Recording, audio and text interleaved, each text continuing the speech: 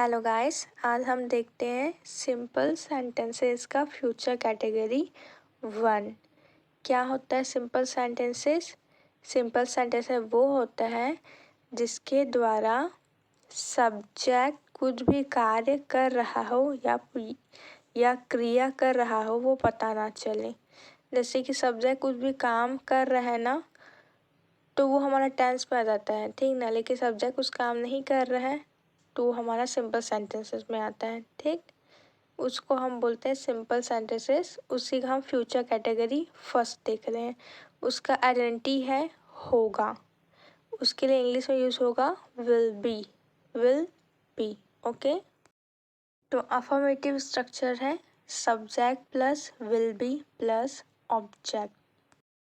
Negative structure है subject plus will not be plus object.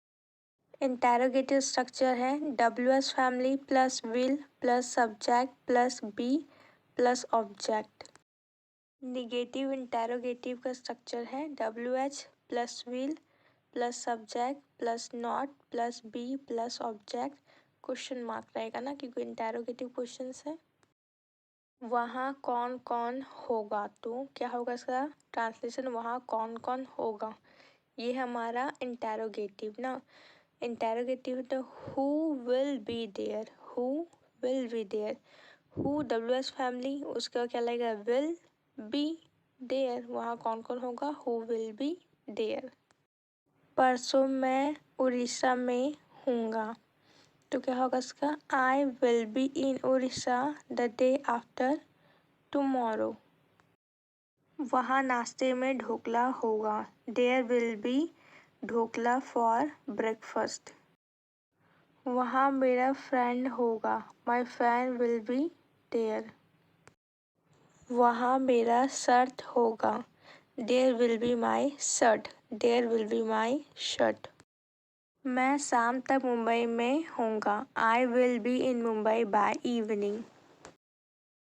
He will be at home tomorrow, वह घर पर कल होगा। I will be in office at 4 o'clock, मैं 4 बजे ऑफिस में होऊंगा। We will be in Delhi on next Saturday, हम अगले शनिवार को दिल्ली में होंगे। Will he be alive in 2020, क्या वह जीवित होगा 2020 में?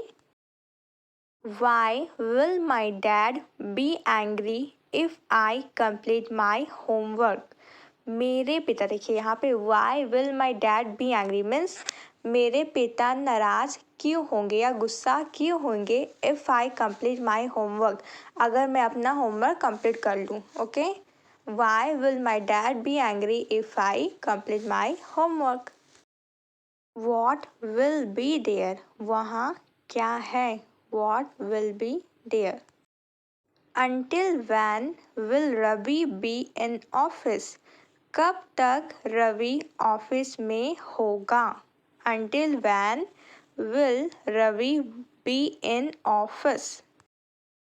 Will he be tired after coming, क्या वह आने के बाद थक जाएगा। Will he be tired after coming.